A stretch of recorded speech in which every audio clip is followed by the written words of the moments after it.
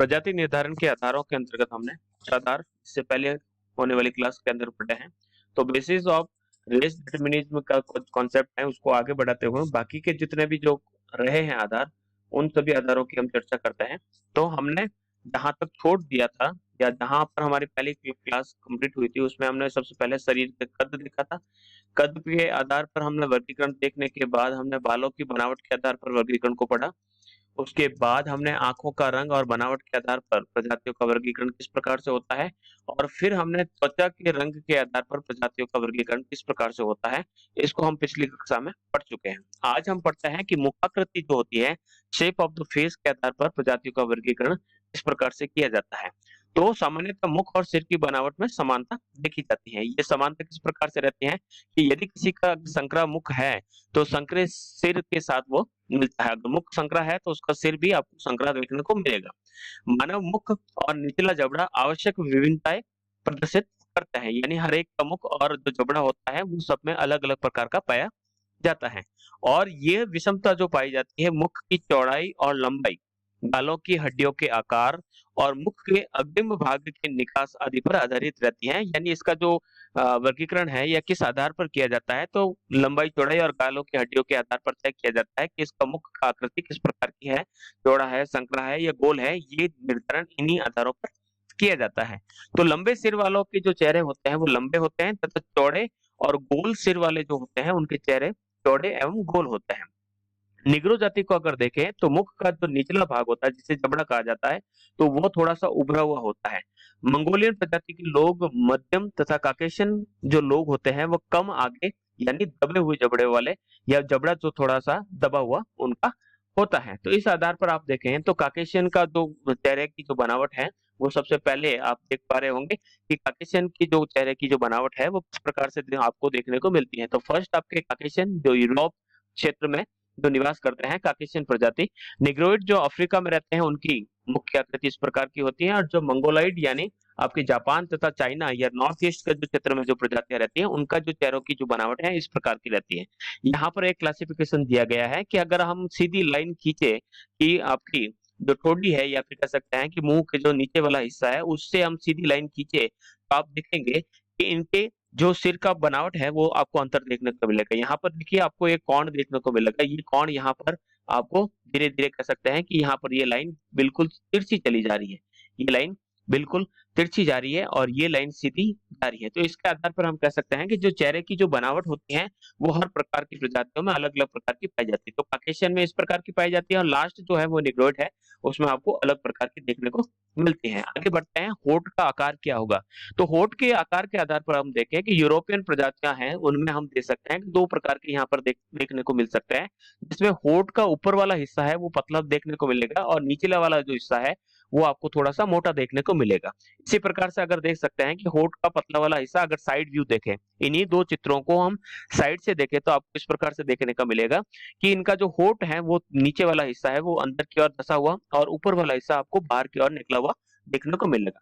इसी प्रकार से अगर अफ्रीकन लोगों की अगर बात करें तो उनके जो होठ हैं वो आपको यानी ऊपर और नीचे वाले जो हिस्से हैं वो दोनों आपको कह सकते हैं कि बराबर देखने को मिलेंगे, और जो नीचे वाला जो हिस्सा है होठ का वो थोड़ा सा लटका हुआ देखने को मिलेगा। तो इस प्रकार की विभिन्नताएं आपको होठ के आधार पर भी देखने को मिलती हैं। तो लिप फॉर्म्स के आधार पर हम प्रजातियों का वर्गीकरण कर सकते हैं। होठ का जो स्वरूप है और उसकी मोटाई के आधार पर इसे आधार माना जाता है। निग्रोइड तथा पश्चिमी अफ्रीका के लोग हैं जिनमें ये बहुत बड़ा यानी जो होठ है वो काफी मोटे आपको देखने को मिलते हैं। ये फूला हुआ तथा बाहर की ओर उल्टा हुआ होता है, यानी होठ जो होता है वो बाहर की ओर लटका हुआ देखने को मिलेगा। यानी जो चेहरे की बनावट है उससे आप इस चित्र के माध्यम से देखेंगे कि इनका जो होठ है वो काफी बाहर की ओर निकला हुआ है, जिसमें होठ का किनारा बहुत ही स्पष्ट रूप से देखा जा सकता है। होठ का जो बाहर वाला जो किनारा है आप देखेंगे, ये देखिए यहाँ पर होठ का जो किनारा है उसको हम स्पष्ट तौर पर देख सकते हैं। तो इसी आधार पर भी हम प्रजातियों का वर्गीकरण कर सकते हैं।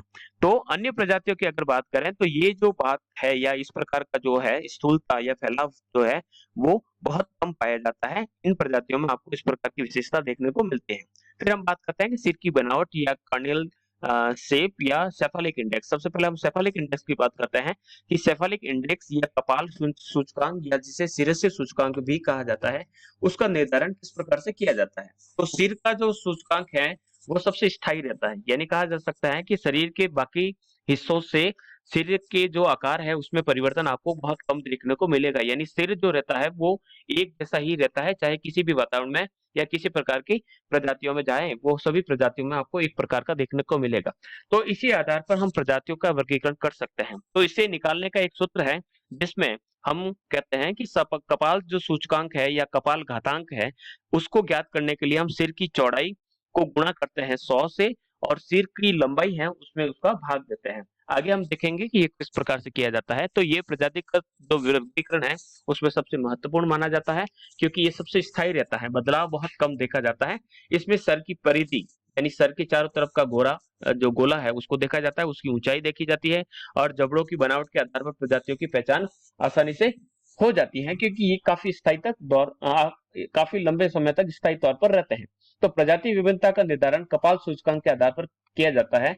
करने का क्या तरीका है? तो सिर की चौड़ाई को 100 से गुणा करके लंबाई का भाग देते हैं और उससे एक इंडेक्स प्राप्त होती है। उस इंडेक्स के आधार पर अगर छोटा है या फिर कह सकते हैं बिलो 75 है तो उसे हम दीर्घ कपालिक कहेंगे, दीर्घ कपालिक कहेंगे। अगर 75 से 80 के बीच है तो उसे हम मध्यम कपालिक या मेजोसेफालिक, और जो 80 से अबव अगर ये अंक आता है इस गणना के बाद तो उसको ब्राचिसेफालिक या लघु कपालिक के नाम से जाना जाता है। तो इस प्रकार से वर्गीकरण किया जाता है।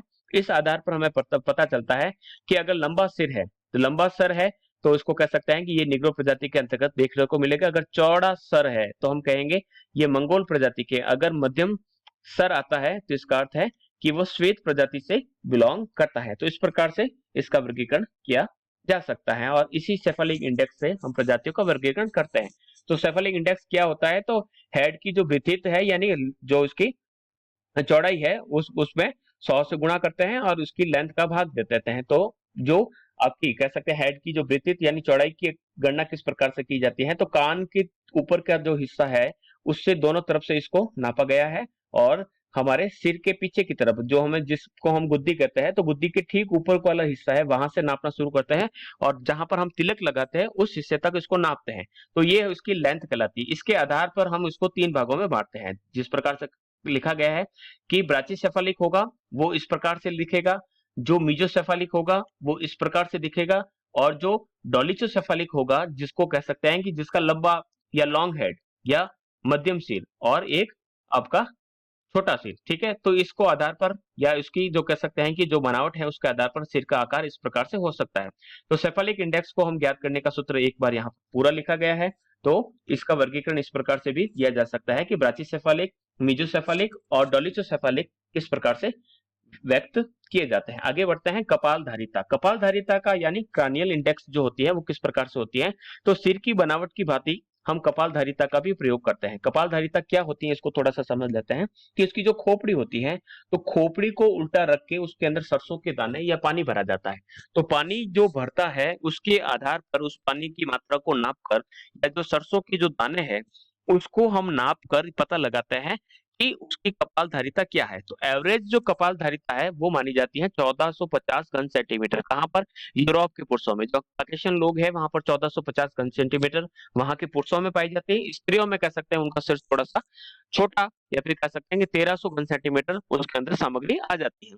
इस प्रकार से निग्रो और ऑस्ट्रेल प्रजाति की बात करें तो 1300 घन सेंटीमीटर के आसपास उसकी कपालधारिता पाई जाती है। इसी प्रकार से बुशमैन, वेदा, निग्रिटो और की कपालधारिता कम पाई जाती है। तो इस प्रकार से हम कपालधारिता के आधार पर भी प्रजातियों का वर्गीकरण कर सकते हैं। तो कपालधारिता का एक उदाहरण यहाँ पर दे रखा है। दोनों ही खोपड़ी आपके सामने है। एक तो एशियन जो भारतीय लोग हैं उनकी खोपड़ी और एक यूरोपियन लोग हैं उनकी खोपड़ी। तो दोनों देख सकते हैं, यहाँ पर आप उभार देख सकते हैं।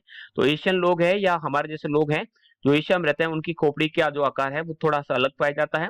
काकेशियन यानी यूरोप वाले जो क्षेत्र है उनमें रहने वाले लोगों की जो खोपड़ी है वो अलग प्रकार की पाई जाती है। ये इंडियन का सिर है, ये आपको आपको काकेशियन का मिलेगा या फिर कह सकते हैं ये इंडियन सिर का आपका सामने का हिस्सा है। ये चाइनीज का साइड का हिस्सा, ये चाइनीज का सामने से हिस्सा। तो इसकी जो कपालधारिता है वो इस प्रकार से हम वर्गीकृत कर सकते हैं। आगे बढ़ते हैं कि नाक की आकृति के आधार पर या इसे नेजल इंडेक्स कहा जाता है।